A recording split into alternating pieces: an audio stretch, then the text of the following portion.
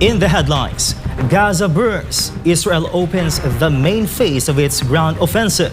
Thousands of Palestinians are forced to flee amid the escalating war. At the United Nations, Secretary General Antonio Guterres reaffirms that a two-state solution remains the only path to lasting peace in the Middle East. In the Gulf, nations close ranks behind Qatar. The GCC issues a strong warning after Israel's unprecedented strike on Doha.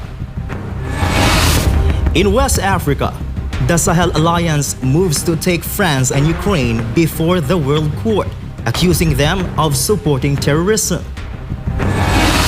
Back home, President Ferdinand Marcos Jr.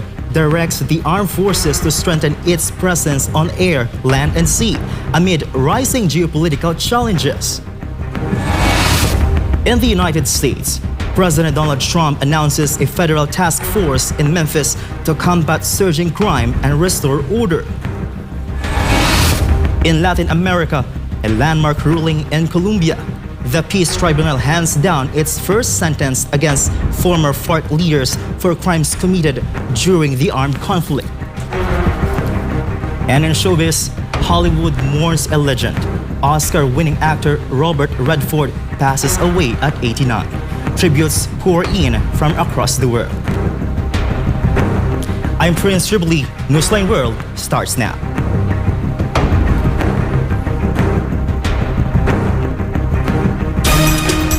Gulf nations are closing ranks behind Qatar after Israel's unprecedented strike on Doha. The Gulf Cooperation Council says an attack on one member is an attack on all. Valdivina Russia for the report. The GCC Supreme Council met in an extraordinary session Monday in Doha, chaired by Qatari Emir Sheikh Tamim bin Hamad Al Thani. The meeting followed last week's Israeli airstrike on the Qatari capital, a strike that killed 5 Hamas members and a Qatari security officer.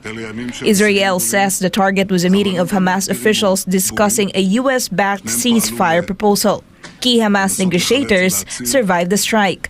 In a statement, the GCC called the attack a violation of Qatar's sovereignty and a direct assault on international efforts to reach a ceasefire in Gaza. Solution is the only viable path to settle the Israel-Palestinian conflict.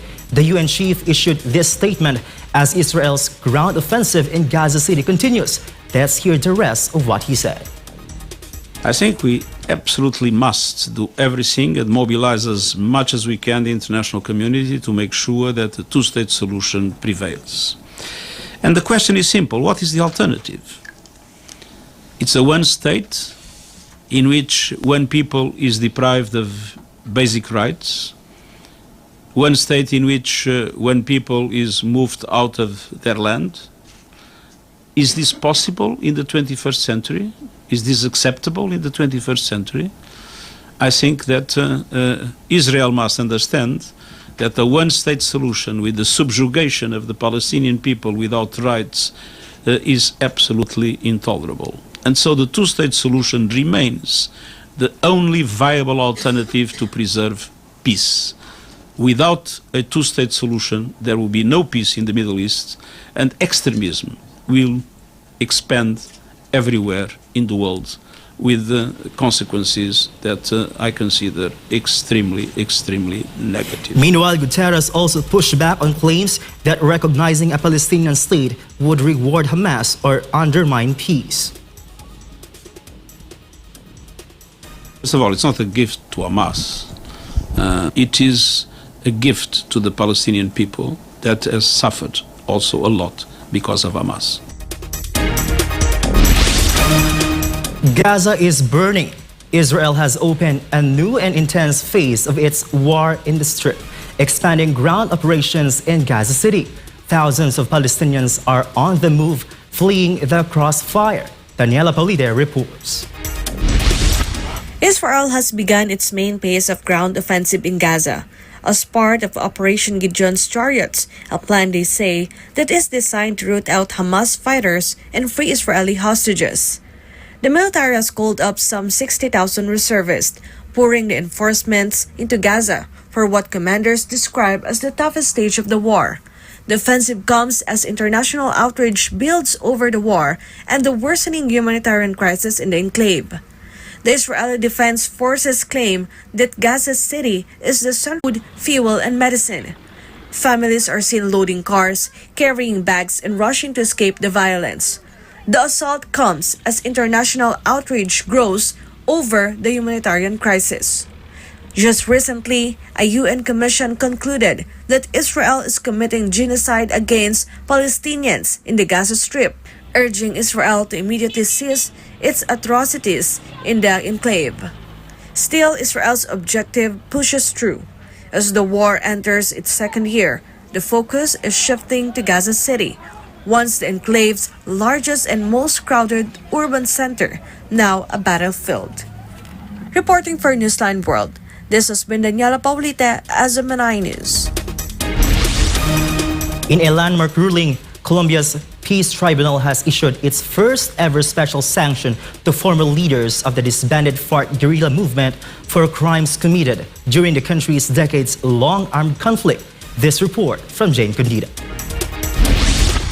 In Colombia, the Peace Tribunal handed down an 8-year sentence for 7 former FARC leaders over crimes from the country's decades-long armed conflict. The decision marks the first time top FARC officials have been held directly accountable for their role in the kidnappings of more than 21,000 people throughout the 52-year war. The tribunal found the group's former secretariat guilty of war crimes and crimes against humanity, including hostage-taking, torture, murder, and sexual violence.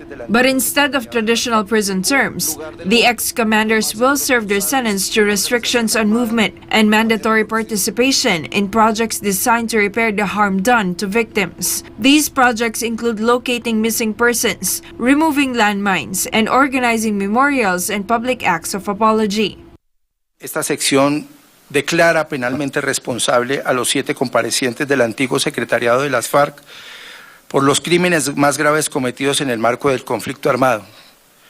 Son responsables de crímenes de guerra, de toma de rehenes, homicidio, tortura, tratos crueles, atentados contra la dignidad personal, violencia sexual, desplazamiento forzado, así como crímenes de lesa humanidad de privaciones de libertad, asesinato, desplazamiento forzado, tortura, esclavitud y otros actos inhumanos, y en consecuencia les impone una sanción propia de 8 años. Magistrate Suarez Aldana emphasized that the sanctions aim not only to punish, but also to restore dignity to victims, ensuring that such atrocities are not repeated. The tribunal, together with the United Nations Verification Mission, will oversee compliance. En ningún lugar del mundo, los máximos responsables de una organización armada habían reconocido públicamente sus crímenes. The ruling stems from the 2016 Havana Peace Agreement that ended the conflict and allowed FARC to transition into political party, which still holds guaranteed congressional seats until 2026. This has been Jane Condita, your global citizen correspondent, reporting for Newsline World. In West Africa, the Alliance of Sahel States is escalating its challenge to the Western influence, announcing plans to bring France and Ukraine before the International Court of Justice on charges of supporting terrorism. Here's Franco Branda for the rest of the details. At a meeting of justice ministers, Niger's Interior Chief Mohamed Toumba announced the bloc's decision to, quote, systematically prosecute the 2 countries. The announcement comes as the Alliance of Sahel States, or AES, marks its 2nd anniversary. Created in 2023, the bloc has deepened political military cooperation as its members turn away from Paris and closer to Moscow. Toumba also targeted French broadcasters for what he called apology for terrorism. Niger's Interior Minister Mohamed Toumba said the bloc, made up of Mali, Burkina Faso, and Niger, will systematically prosecute the 2 countries. He also singled out French broadcasters, accusing them of giving cover to armed groups. The AES move follows earlier talks in Mali, where leaders proposed creating a regional criminal court and a high-security prison to handle terrorism cases. Officials say that would reduce dependence on international institutions. The AES has already claimed Ukraine is backing rebels in the region, an allegation Kyiv strongly rejects. Ministers at a meeting also denounced the International Criminal Court, calling it a tool of powerful nations used against African sovereignty. Reporting for Newsline World, Franco Baranda, SMNI News. Coming up, in the United States, President Donald Trump announces a federal task force in Memphis to combat surging crime and restore order. And President Ferdinand Marcos Jr. directs the armed forces to strengthen its presence on air, land, and sea amid rising geopolitical challenges. Newsline World will be back.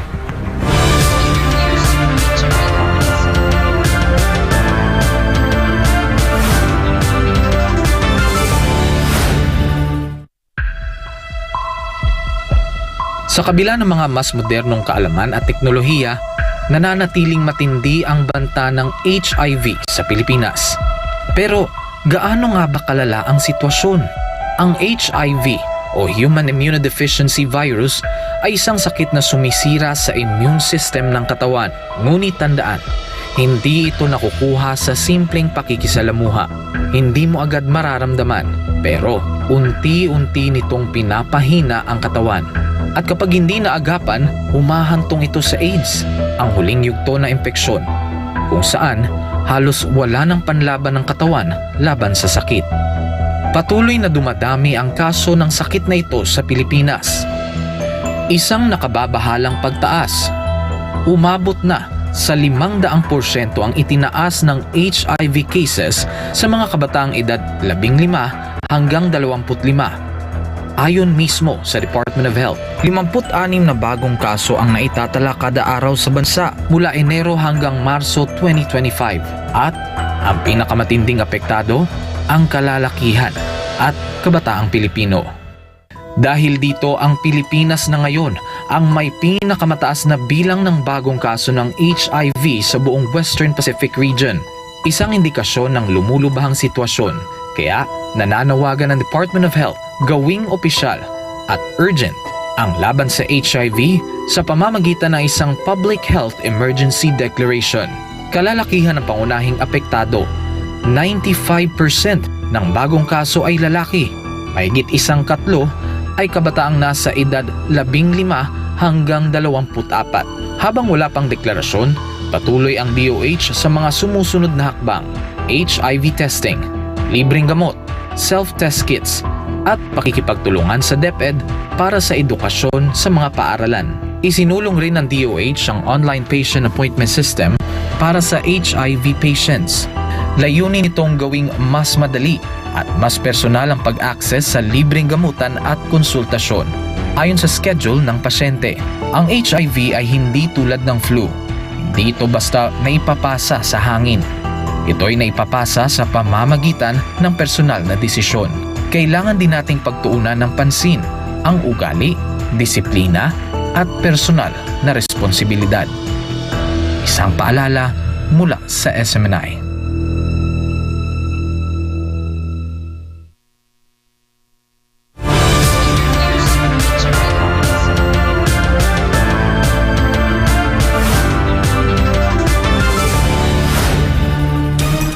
And we're back. Rotary International Director Jennifer Scott engaged with governors and leaders of Zone 10A in the Philippines, underscoring the importance of unity, service, and the Filipino brand of generosity in Rotary's global mission. Jade Calabroso reports.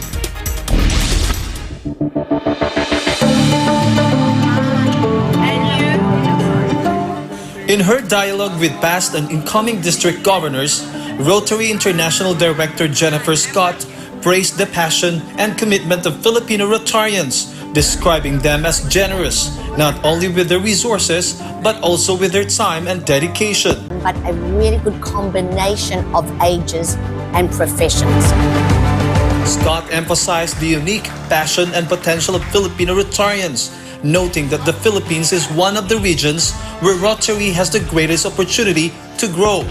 So globally, Philippines is one of the parts of the world that has the potential to grow.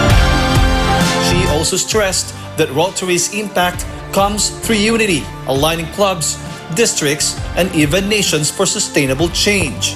One Rotarian can't do it alone, and one club can't do it alone. To actually create impact, you need to unite clubs and districts, and sometimes the whole nation together. For Zone 10A Public Image Coordinator Dr. Mildred Vitangcol, the event was both meaningful and inspiring. We have to be united so that when non-Rotarians see us, they see a very, very strong organization doing a lot of humanitarian services. District governors echoed the same message, reflecting on leadership, mentorship, and the challenge to take Rotary service further. Knowing them, the past governors, and we get a lot of ideas from them. They are guiding us. It's very meaningful because I've learned a lot, listening also to other reports and some speeches. I was so determined to have that challenge kasi ang main niya dito is to challenge us. For District Governor Reginald Nolido, meaningful impact requires data-driven service and unity beyond Rotary circles. We have to be data-driven. We have to see the value of the things that we do and the impact that they create. Because if we just do projects without really figuring out whether they affect the communities that we serve, then we will just be in a cycle of doing perfunctory projects rather than having really impactful projects. For District Governor Veronica Yu, the priority is to bridge generations and encourage young leaders to embrace the Rotary spirit. We really need to campaign everyone, every Gen Zs and millennials right now to be part of this global organization, Rotary. Meanwhile, District Governor Victor Asapcion added that the collaboration across clubs can multiply Rotary's reach, not just locally, but worldwide. If you can imagine 52 clubs doing just one impactful project that supports Rotary programs, it will be a very big help, not just for the Philippines, but globally also. So let us continue to do good. Let's all unite for good, not just for your respective areas, but for the entire world. Through unity, innovation, and a Filipino brand of service, Zone 10A leaders say they are ready to carry the call to unite for good, extending Rotary's impact from local communities to the global stage. We are the Army Team! Reporting for Newsline World, this has been Jade Calabroso, SMNA News. Meanwhile, U.S. President Trump is launching a new task force for Memphis, a federal crackdown to fight the city's surging crime. The goal is to restore order in Memphis, which he called one of the most crime-ridden cities in America. This report. From Washington, D.C., U.S. President Donald Trump announced a new federal initiative targeting crime, this time in the city of Memphis, Tennessee. Trump signed a presidential memorandum creating the task force. He argued the initiative is necessary to combat violent crime in Memphis and said other cities could follow. The goal of the task force is to restore order in Memphis, which he described as one of the most crime-ridden cities in the United States. I'm signing a presidential memorandum to establish the Memphis Safe Task Force, and it's very important because of the crime that's going on, not only in Memphis, in many cities, and we're going to take care of all of them, step by step, just like we did in D.C. We have virtually no crime in D.C. right now, and we're going to keep it that way. It's our nation's capital. Trump cited figures claiming people are 4 times more likely to be murdered in Memphis than in Mexico City. He also warned that Chicago could be next if its crime surge isn't contained. The newly established task force will include personnel from the FBI, Immigration and Customs Enforcement or ICE, the National Guard, and other federal agencies. The effort will include the National Guard as well as the FBI, ATF, DEA, ICE, Homeland Security investigations, and the U.S. Marshals, and more along the prosecutors.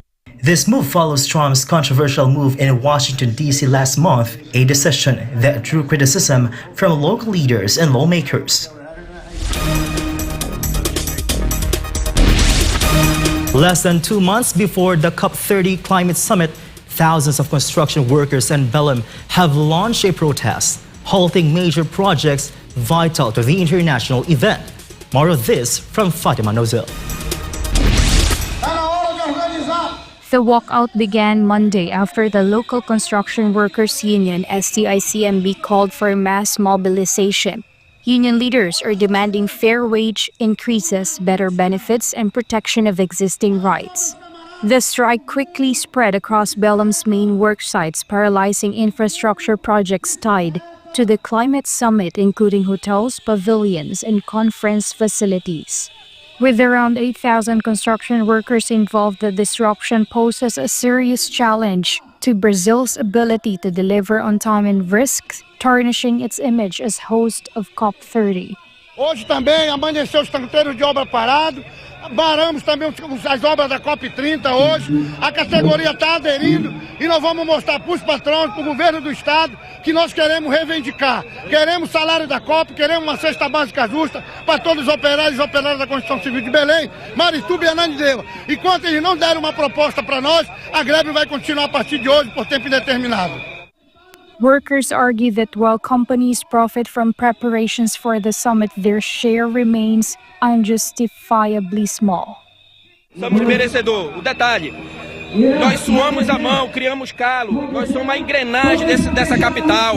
A COP30 está aí, entrando bilhões e bilhões, empresas ganhando bilhões e bilhões e querem dar uma porcentagem de 5% a 13% para o trabalhador. É injusto isso, então nós não aceitamos. Então essa greve vai ser uma greve determinada, mas uma greve pacífica, e estamos juntos e vamos à vitória. Reporting, this has been Fatima Nozil, SMNI News.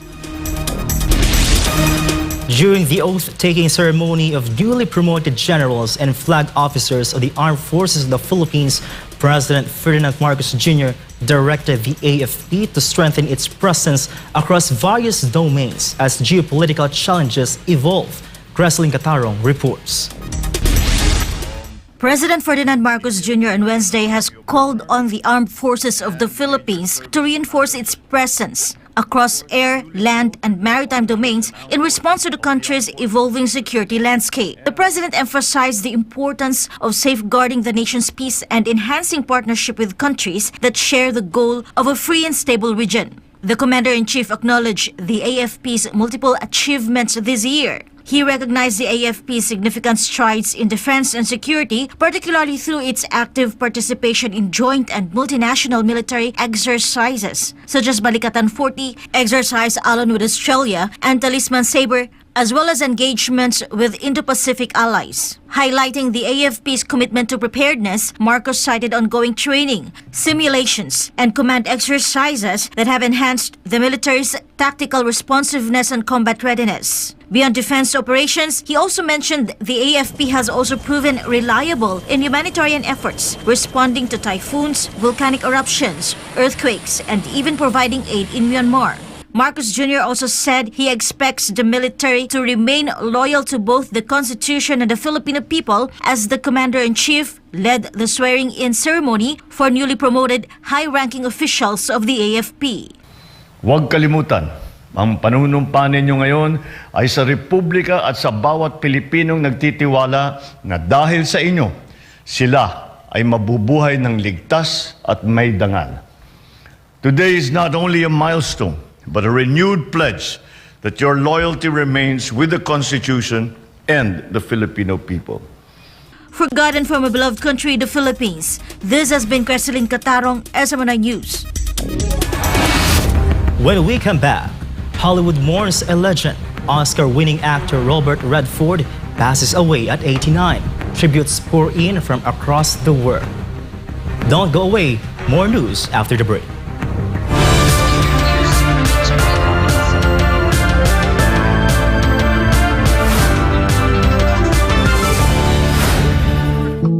Madalas ka bang napapasobra sa pag-scroll sa phone mo kahit puro masasamang balita ang nakikita mo?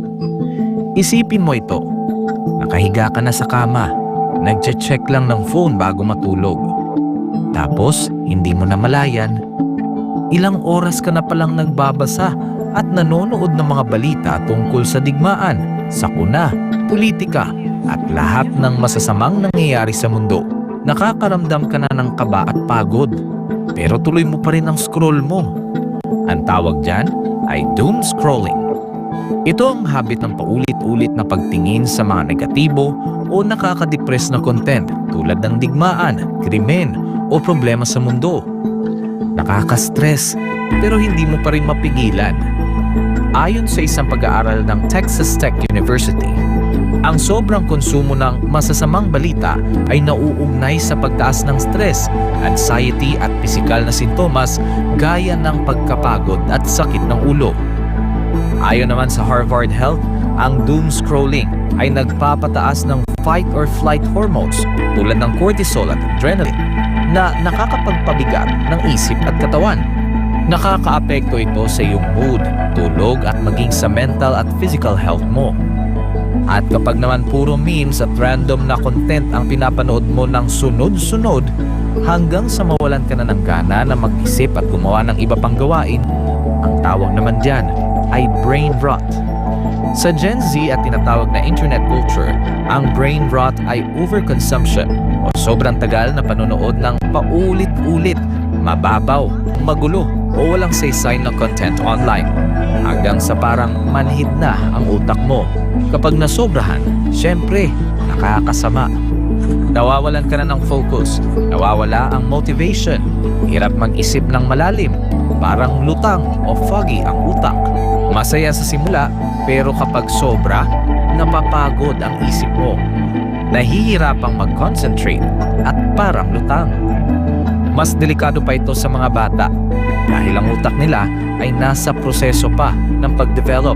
Kaya mas malakas ang epekto ng doom scrolling at brain rot sa kanila. Maaaring makaapekto sa pag-aaral, pag-iisip at pakikitungo sa iba. Ang higit sa 4 na oras ng screen time araw-araw sa mga kabataan ay konektado sa 35 to 88% na mas mataas na posibilidad ng depresyon, anxiety at stress. Base ito sa isang malawakang pag-aaral sa Brazil. Kaya, maging balanse. Magpahinga sa screen. Magbasa. Makipagkwentuhan. Magdasal. Maging present lagi. Alagaan ang iyong isipan. Kung anong itinatanim sa isipan mo, yun ang lalago.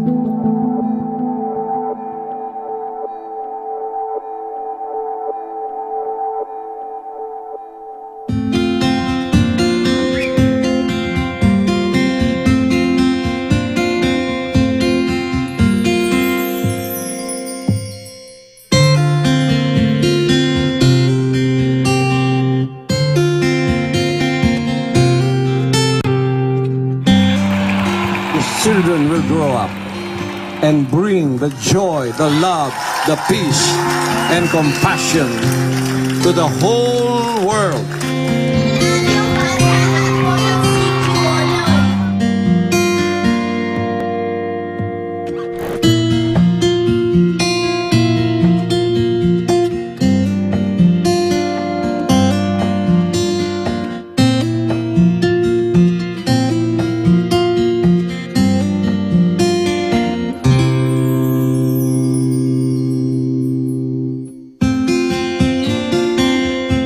We only have one planet. We only have one Earth. And I hope that this new generation of children that we have reached out will become millions and billions and bring peace on Earth. Bring peace to humanity.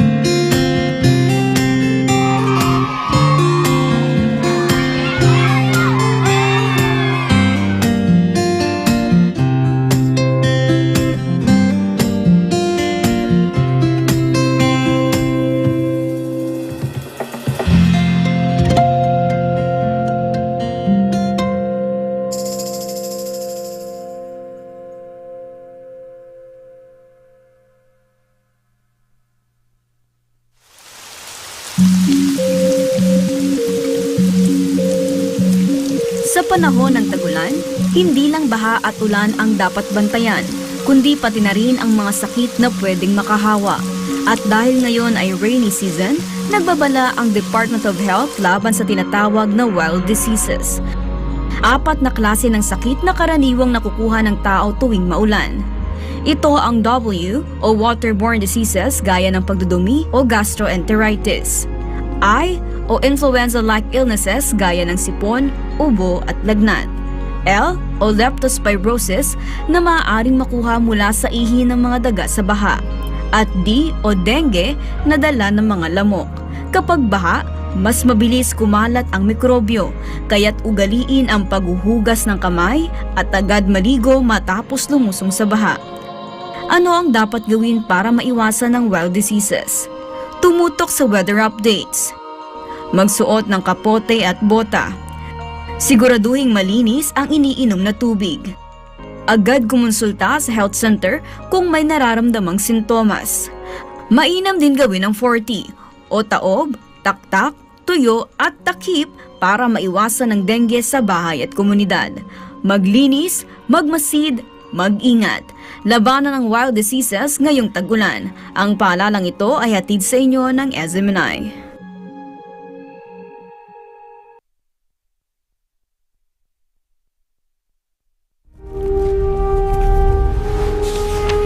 Pasasaan pa ang kalayaan kung ang mga alipin ngayon ay sila din naman mang-aalipin bukas.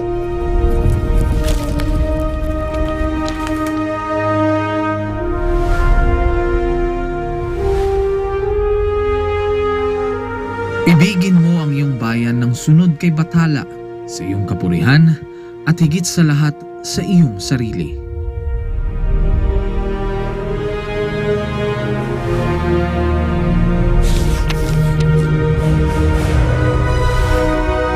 Hindi natin mapapalaya ang ating mga sarili maliban kung sumulong tayo na nagkakaisa sa iisang hangarin. Ang tunay na makabayan ay ang tumutupad ng pagpapabuti ng kanyang mga kapwa, gaano man kaaba ang kanyang katungkulan. Naway magsilbing paalala ang kanilang mga salita upang lalo nating mahalin at tapat na paglingkuran ang minamahal nating inang bayan.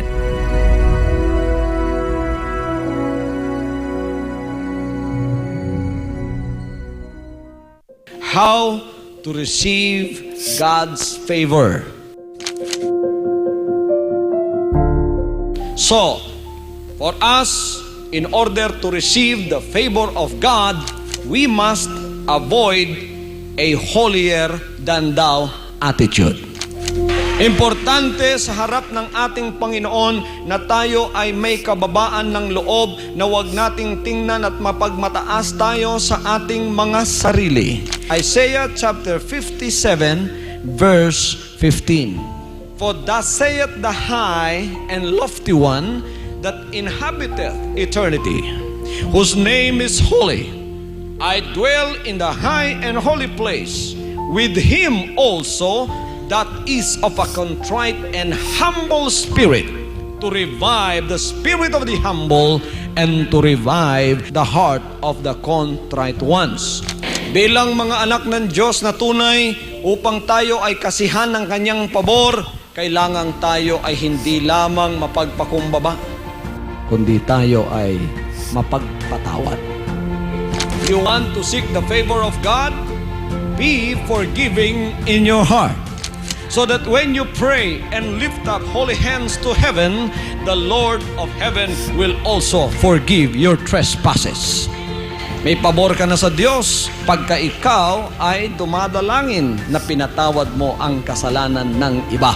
In order to receive the favor of God, we must be humble. We must be forgiving. And we should not judge. And then, if you want to have favor with God, you must love God and obey God's words at all times. Ang aklat na ito ng kautusan ay huwag mahihiwalay sa iyong bibig, kundi iyong pagbubulayan araw at gabi upang iyong masunod na gawin ang ayon sa lahat ng nakasulat dito, sapagkat kung magkagayoy, iyong pagiginhawain ang iyong lakad, at kung magkagayoy, magtatamo ka ng mabuting kawakasan. Magkakaroon ka ng pabor sa harap ng ating Panginoon. Mahalin ang kanyang mga banal na salita, ipamuhay ang kanyang banal na salita, sundin ang kanyang banal na salita, huwag hihiwalay ang kanyang banal na salita sa ating bibig araw at gabi. Pagbubulayan natin yan araw at gabi.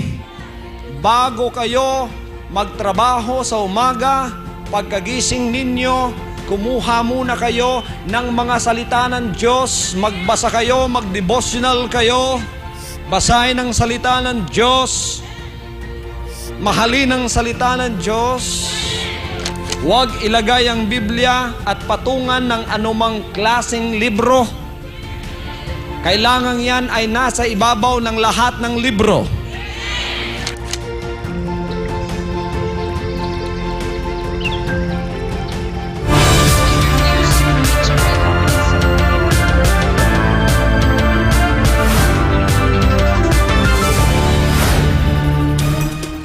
The India-Nepal border is back open after weeks of political unrest in Nepal that left at least 51 dead and hundreds more injured. Almar Forsuelo reports.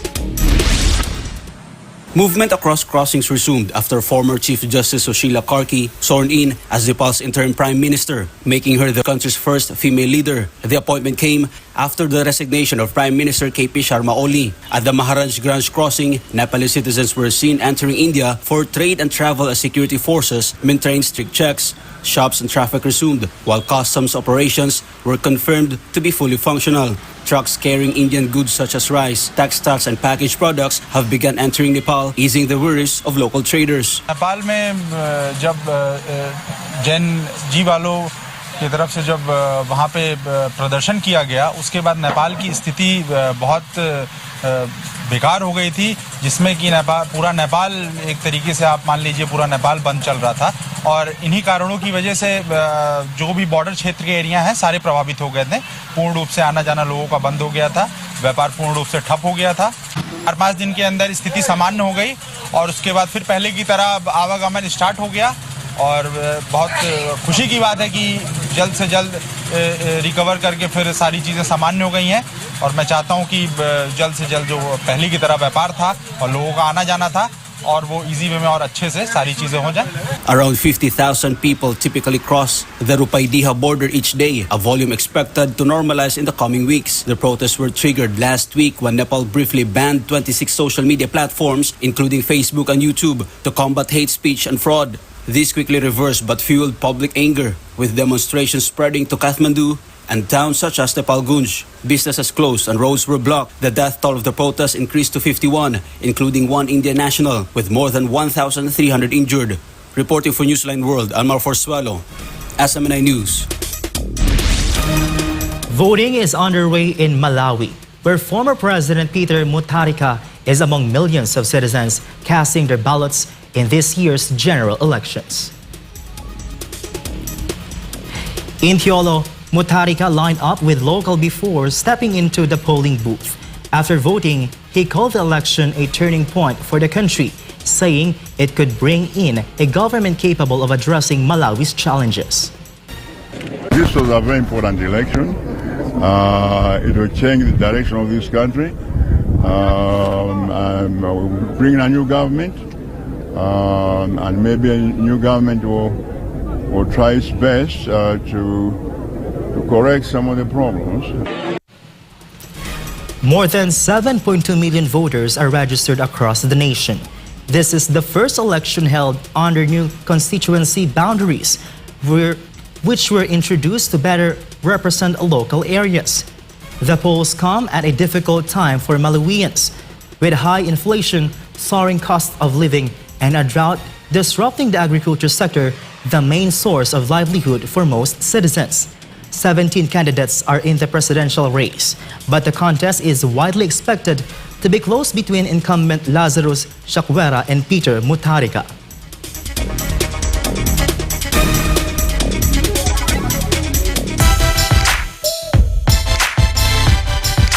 For sports update, Swedish pole vault superstar Armand Duplantis once again rewrote history, setting his 14th world record. And Filipina spiker Alyssa Solomon is heading to Japan, officially signing with Osaka Marvelous. Carlo de la Peña has more of this. And Mondo Duplantis reaffirmed his dominance in pole vault after clearing 6.30 meters in Tokyo, setting his 14th world record and securing a third straight world championship crown. The 25-year-old Swede clinched gold with a flawless first attempt at 6.15 meters, then went 1 centimeter higher to become the first man ever to clear the 6.30-meter mark. With the win, Duplantis stretched his unbeaten run to 37 competitions since July 2023 and captured his 8th consecutive global gold, both indoor and outdoor. The performance also delivered his 4th world record of 2025, the most he has achieved in a single year. Greece's Emmanuel Karalis earned silver with a lifetime best of 6.08 meters, while Australia's Curtis Marshall completed the podium with bronze. Since breaking the world record at 6.17 meters in 2020, Duplantis has raised the standard centimeter by centimeter, cementing his status as the face of modern athletics. A two-time Olympic champion, he continues to blend speed, power, and precision, leaving fans to wonder how much higher he can still go. Meanwhile, the 23-year-old opposite hitter, who steered National University to a successful UAAP title defense last April, joins Osaka as the team looks to fortify its championship roster.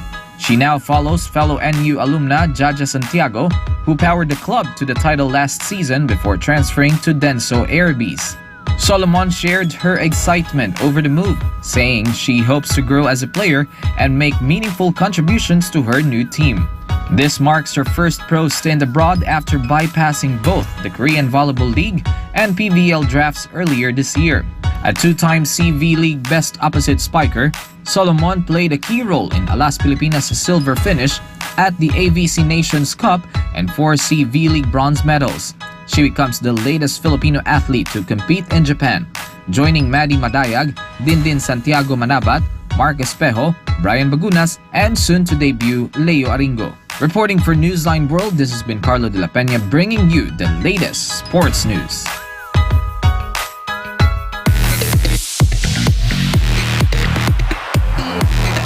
For today's showbiz news, Hollywood mourns as a legendary icon says his final goodbye. Passing away peacefully at home, stars and fans flood tributes, honoring a legacy that shaped the very soul of entertainment. Joy Tabanao tells us more of this. Known for his charming, intelligent, charismatic, and rebellious characters in the 1960s and 70s, and for his iconic Hollywood leading man look, Robert Redford built a stellar career that defined an era. But all great stories has come to an end. On September 16, one of the Hollywood's most celebrated stars passed away. A heartbreaking news for many in the industry who had the privilege of working with the late actor during the peak of his career. Just a month before his death, Redford had quietly celebrated his 89th birthday with the family. His passing came as a shock to many. According to Cindy Berker, chairman and CEO of the brand marketing agency Rogers & Cowan PMK, Redford died peacefully in his sleep at his home in Utah. In a statement, Berger shared that the beloved actor's family is requesting privacy during this time, as the actor laid to rest. Celebrities pay tribute and post heartfelt condolences on their personal social media accounts. The versatile actress Meryl Streep posted a short clip on her Instagram featuring her and Robert Redford's romantic drama Out of Africa, which was a hit in 1985. Alongside, she wrote, "One of the lions has passed." American singer and actress Barbra Streisand only reflected on her time working with Robert Redford. In her caption, she shared insights into their bond on set. which went beyond just a professional relationship to a true friendship. They both starred in the classic 1973 romantic drama, The Way We Were. The film's iconic theme song, performed by Barbara herself, won the Academy Award for Best Original Song. Jane Fonda did not miss her chance to pay tribute to the icon.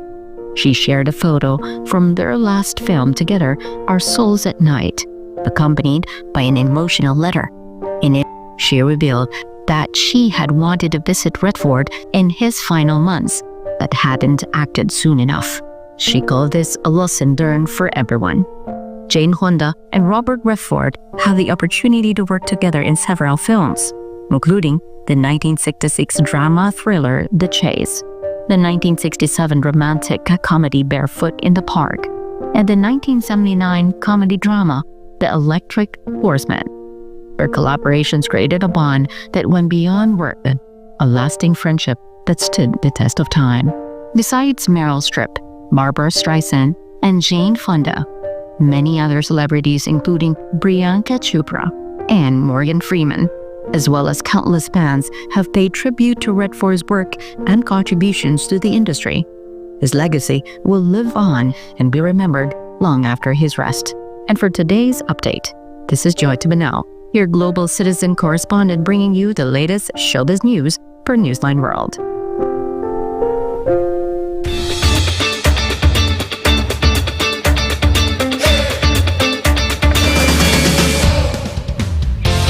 In West Africa, cocoa-producing nations are turning challenges into opportunities, reshaping an industry once struggling with tough European rules and unfair profit sharing. MJ Modihar for the story. The European Union's deforestation rules requiring cocoa to be traced to land untouched since 2020 initially sparked concern. Farmers and producers feared red tape and extra costs would squeeze them out of the market. But instead of faltering, countries like Nigeria, Cameroon, and Ivory Coast are innovating, investing in farmers, embracing technology, and setting their sights on the global stage.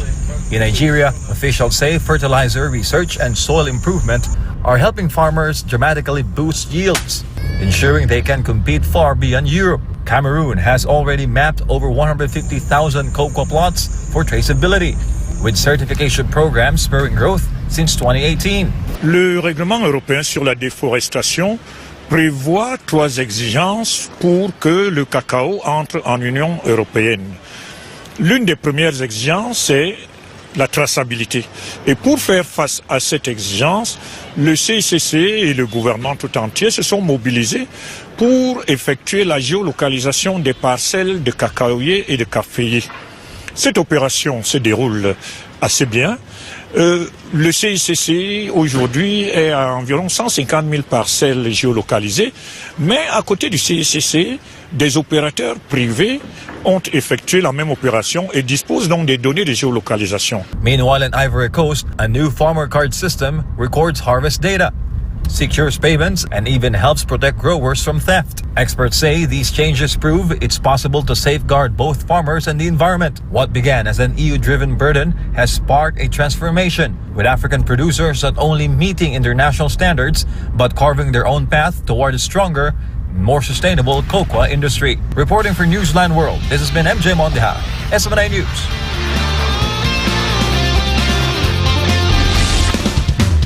Visitors to a zoo in Kinyang City will soon be welcomed by new residents.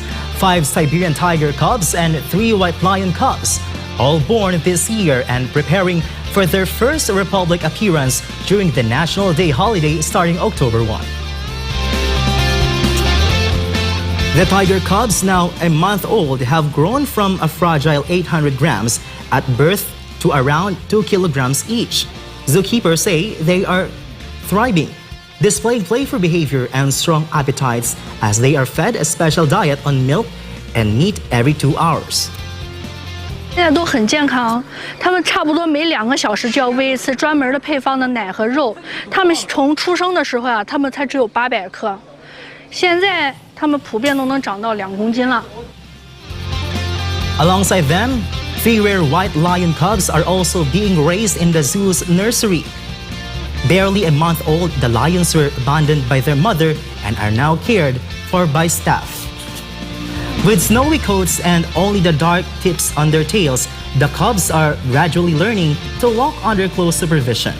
Zoo officials confirm that both groups of cubs are healthy and will be unveiled to the public during the upcoming holiday week, expected to draw large crowds.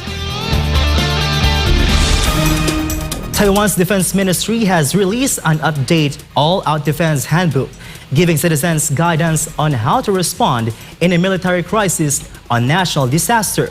Officials stress it's not about creating panic, but ensuring people are prepared and safer if a crisis comes. Paul Montibon will give us the details.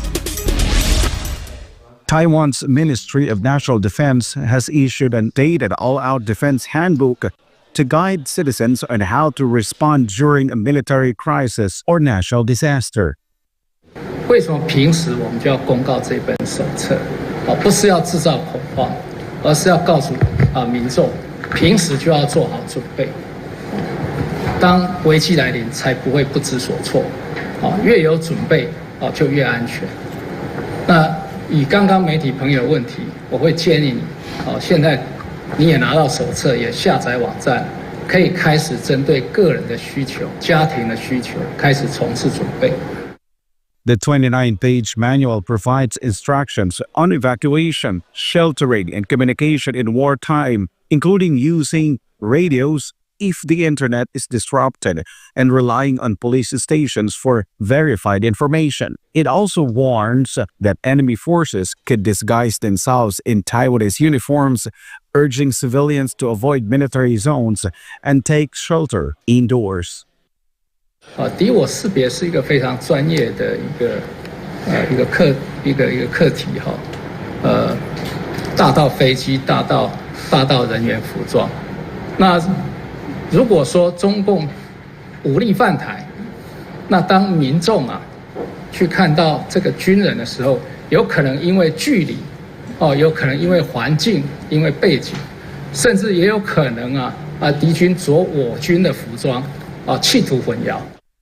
About 5,000 copies will be printed and distributed to the public, with digital versions also available online in English. China has not commented on the latest edition. In past statements, Beijing has described Taiwan's civil defense efforts as provocative actions that heighten tensions. The release comes amid escalating cross-strait tensions, with Beijing conducting frequent military drills near the island of Taipei, carrying out its own defense exercises. Reporting for Newsline World, this has been Paul Montibon, SMNI News. And before we end, may be inspired with the words of the song.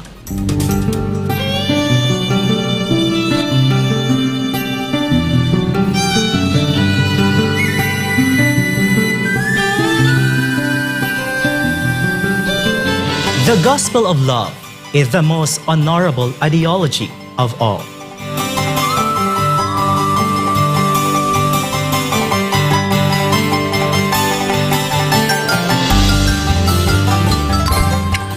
And as we keep track on the countdown, there's only 99 days left before Christmas. And that's all for this edition of Newsline World. For God in my beloved country, the Philippines, I'm Prince Tripoli. Thank you for watching. Goodbye.